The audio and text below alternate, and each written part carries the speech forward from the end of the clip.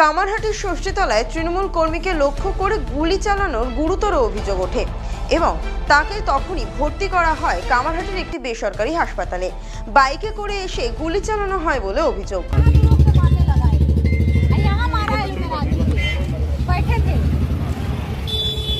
बच्चा छोड़ जाना भाई, बच्चे को कौन मारा भाई छोड़ जाओ ना, क्या उसका नाम नहीं जानते मगर जो भी मारा है सिकंदर के लड़का लोग मारा है।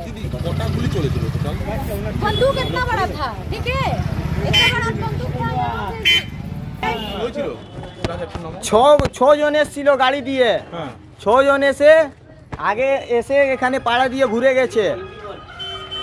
6 आदमी आया है, पहले घूर के गया है, उसका बाद कोई नहीं था, मोहल्ला में खाली था, तो हम लोग यहाँ पे सब बैठे थे यहाँ, ठीक है, यहाँ पे हम लोग बैठे थे तो 6 गोला आया है लोग, 4 गोला उतर के हाथ में मशीन लिया था, 4 गोला फायरिंग करने लगा है लोग गोली, जिसमें से कल्लू भाई को गोली लगाया मेरे ऊपर। कौन कौन लोग आया था? 4 गोला था, 6 गोला था लोग, जिसमें से 3 गो का नाम जानते हैं, 3 गो का नहीं जानते। 3 गो नया नाम है, 3 गो नया बाहर का लड़का है लोग 3 ठो, और 3 गो यहीं का लड़का है लोग। एक लोग आया था वो किसका लिए काम करता है? वो 5 बता मोड़ का आदमी लोग है, ठीक है। अफसाना खातून का लड़का लोग है। अफसाना खातून कौन है? अफसाना खातून 2 नंबर वार्ड का काउंसिलर है, ठीक है। उसका लड़का है सिकंदर नाथ। कौन सा दल करता है? टीएमसी है। काल्लू कोई पार्टी करते हैं क्या? आप लोग क्या पार्टी करते हैं? हम लोग टीएमसी पार्टी करते हैं, या बॉम्बे क्लब है না। তৃণমূল বলতে যাবেন না, যারা তোলাবাজ থাকে সব পার্টি যেই পার্টিতে আসবে সেই পার্টিতে সব পার্টিতে ওরা থাকবে। ওরা পার্টি নষ্ট করার জন্য আছে, আমাদের পার্টিকে খেয়ে ফেলছে ওরা।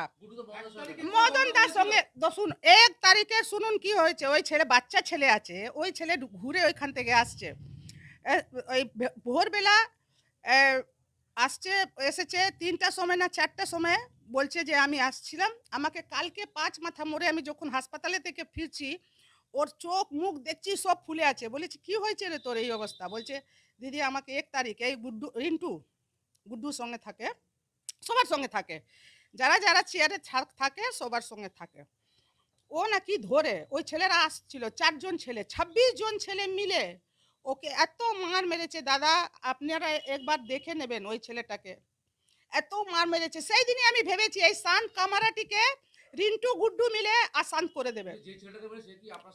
না বাচ্চা ছেলে, না না না পাল্টা হামলা হলো, পাল্টা হামলাই তো করেছে। আপনি যখন ঢেলা মারতে যাবেন নালিতে, ছেড়ে দেবে সামনেওয়ালা? আমি তো সেই দিনে বুঝেছিলাম যে এত মার মেরেছে এরা, ধরে বিনা কসুরে মেরেছে, কিচ্ছু না কিচ্ছু হবেই হবে, হতেই পারে, সেই জন্যই হতে পারে। আরে আমার লোক কার সঙ্গে থাকে, ওই ছেলেটা কার সঙ্গে থাকে? আমার সঙ্গে ওই ছেলেটাকে দেখেছেন কোনোদিন? কামারাটি ছেলে, কামারাটিতে থাকে। কাল্লু তো আমার সঙ্গে থাকতো, কাল্লু থাকতো না, দেখাবো ফটো দেখাবো। আমার লোকজন দাদা, আমি এইসব একদম গুলি আর বোমার একদম কাছে থাকি না।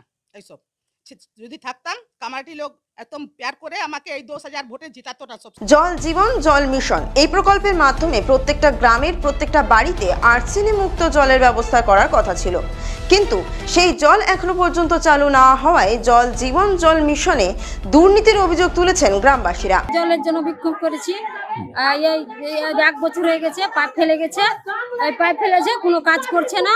আমরা কেন জল পাবো না? আমরা গরিব মানুষ, খেটে খেতে পারছি না, তো এবার আমরা জল কিনে খাবো না, আমরা পেট চালাবো না, কি করবো? আমরা কেন সরকার জল দিচ্ছে না? তার জন্য আমরা আন্দোলন করেছি, আমরা 15 দিনের মধ্যে যেন জল পাই। এই যে জল না পাই আমরা অফিসে ঘেরাও করবো, ডিএম সাহেবকে আমরা জানাবো কিসের জন্য আমরা জল পাবো না। বিক্ষোভ করেছি, এটা দুর্নীতি হচ্ছে। কিসের জন্য দুর্নীতি হবে বলেন? এই দুর্নীতি হবে। এর আগে আমরা জলের জন্য আধার কার্ড জমা দিয়েছি, সব জমা দিয়েছি, কিসের জন্য জল আসছে না? ওর জন্য আমরা বিক্ষোভ করেছি। এই দুর্নীতিটা কিসের জন্য হচ্ছে? বিক্ষোভ করছেন? একটু কলের জন্য করছি, আমরা বিক্ষোভ করছি। কেন? মানে 1 বছর থেকে পাইপ দিয়েছে, কল ঠিক করেনি, আর মানুষের বাড়িতে কল ফেলে গেছে যে আমরা এসে ঠিক করে দিয়ে যাবো, কার বাড়িতে পাইপ ফেলে গেছে, কোনো কিছু করেনি। আধার কার্ড নিয়ে যাচ্ছে 1 বছর থেকে, 100 লোকের মধ্যে 30 জনের বাড়ি জল এসছে, আর বাদ বাকি জল 70 জনের বাড়িতে জল কোনো কলই ঠিক করেনি। এটা দুর্নীতি কিসের লাগা হচ্ছে? এই দুর্নীতিটা দূর করার জন্য যে আমরা কেন পাবে না জল, কেন আমার গ্রামের লোক জল খেতে পাবে না? আমরা তো গরিব মানুষ, আমরা তো কিনা খেতে পারি না। আমরা কাজকর্ম করি বলে আমরা কি করি, কিনা খাই না।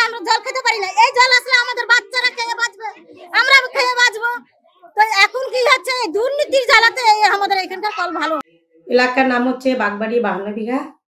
এই এলাকার প্রায় বাড়িতে আর্সেনিক জলের প্রবলেম রয়েছে। ওনারা আমার কাছে এসে কমপ্লেন জানিয়েছে। আমরা এর আগেও পিএইচিতে গিয়ে কমপ্লেন করেছিলাম, তো ওনারা কোনো কাজ করেনি।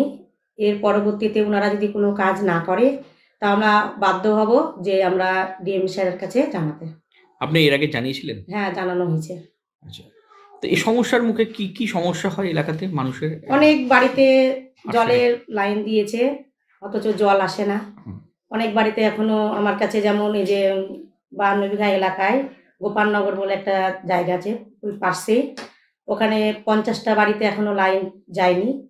তো ওরা আমাকে একটা অ্যাপ্লিকেশন লিখে দিয়েছে, তো অ্যাপ্লিকেশনটা আমরা পিএইচিকে দিয়ে আসবো এর মধ্যে। আপনি কি এর আগেও দিয়েছিলেন? হ্যাঁ, এর আগে একবার কমপ্লেন করা হয়েছিল, ওনারা আসেননি, কোনো কাজও হয়নি। এছাড়া কমপ্লেন আসছে যে দিদি জল আসছে না, আমরা জল পাচ্ছি না। তারপরে কালেকশন দিয়েছি ঠিকই, কিন্তু প্রত্যেক দিনও তো এমনিতে জল আসে না, 7 দিনে 2 দিন 1 দিন এরকম আসে। পাইপগুলো ফেটে গেছে গাড়ি চালানোর কারণে, ওগুলো ঠিক হয় না। তো কি বলবেন? পিএইচিতে গিয়ে কমপ্লেন করেছি, পিএইচির লোক আমাদের কোনো কথা শুনছে না।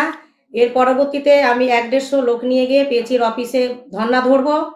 হ্যাঁ, তারপরে যদি নাও তাওতেও শোনে তাহলে আমি ডাইরেক্ট সবাই লোকজনকে নিয়ে ডিএম স্যারের কাছে চলে যাব। এখন বড় নেতার নাম কয়লা ভাইপো। গড়বেতার একটা সভা থেকে এমনই বলেন শুভেন্দু অধিকারী। তিনি আর কি বলেন শোনাবো। আজকে এই জায়গায় দাঁড়িয়ে আমি আপনাদের কাছে বলতে পারি, মমতা ব্যানার্জি এবং তার দলের পরিবর্তন হয়েছে। এখন বড় নেতার নাম হলো কয়লা ভাইপো, যিনি 11 সালের আগে আসেননি, ইতিহাস জানেন না।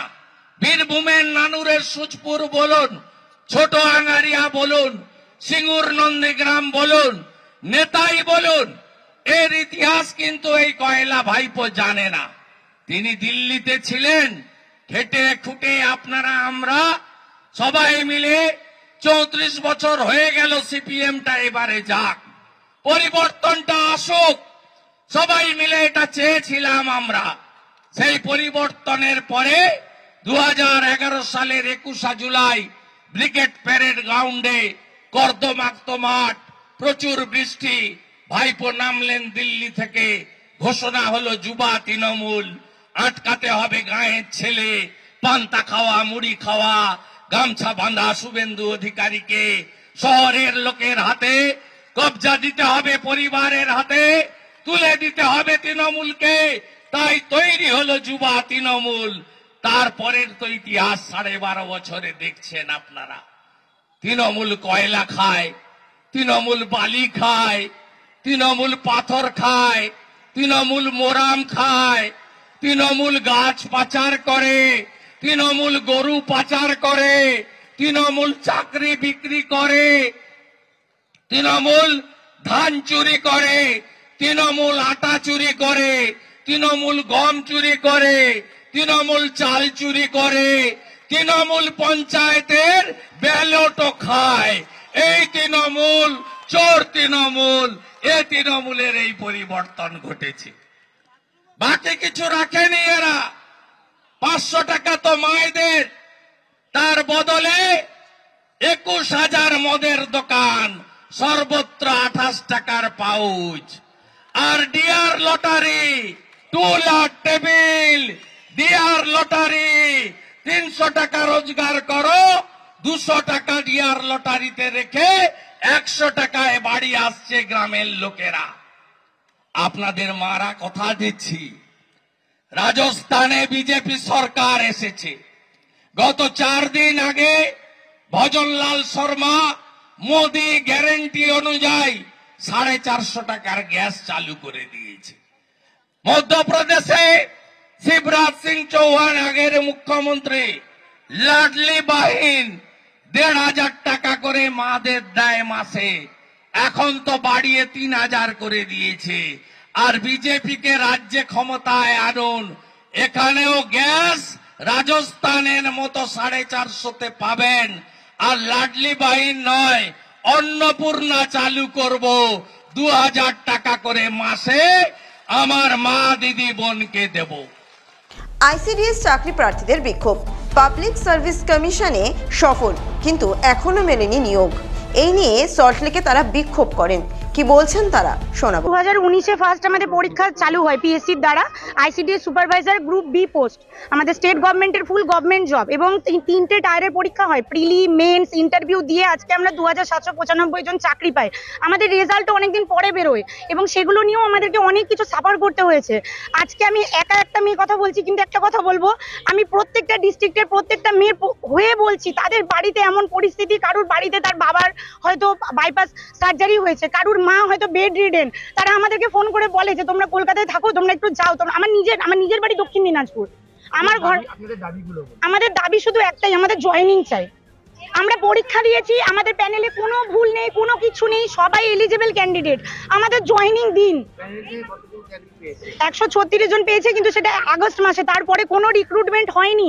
এবং আমরা আজকে এই পরিস্থিতিতে আসতাম না।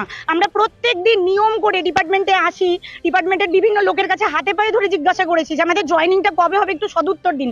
কেউ কোনো কথা বলেনি। আজকে একটা কথা বললে 2 দিন বাদে সেই কথাটার বদল হয়ে যায়, ঠিক আছে? সেই কথাটার মধ্যে কোনো মিল থাকে না। আমরা চাইছি যে ওনারা বলুন যে কবে আমাদের জয়েনিং হবে, তার লিখিত দিন আমরা জানতে চাইছি। আমরা শুধু শান্তিপূর্ণভাবে বসতে চাইছি, আমাদের দাবিটা জানাতে চাইছি। আজকে দেখুন, আজকে পশ্চিমবঙ্গে একটা পরীক্ষার ফর্ম ফিল আপ হলে 10 লাখ ফর্ম ফিল আপ হয়। পিএসসি ক্লার্কশিপের ফর্ম ফিল আপ হয়েছে, 8 লাখ পরীক্ষার্থী পরীক্ষার জন্য অ্যাপ্লাই করেছে। তাদের ভবিষ্যৎ কোথায়? আমরা আজকে রাস্তায় বসে আছি, কারণ কি আমরা গ্রুপ বি পোস্টে চাকরি পেয়েছি। এটা একটা যথেষ্ট গভর্নমেন্টের একটা ভালো এলিজিবল পোস্ট, সেখানে আমরা 3 টায়ারের পরীক্ষা দিয়ে আজকে রাস্তায় বসে আছি। আমাদেরকে রাস্তায় এসে নামতে হয়েছে, কারণ ডিপার্টমেন্ট আমাদেরকে কোনো উত্তর দেয়নি। 2795 জন। কতজন ছিলেন?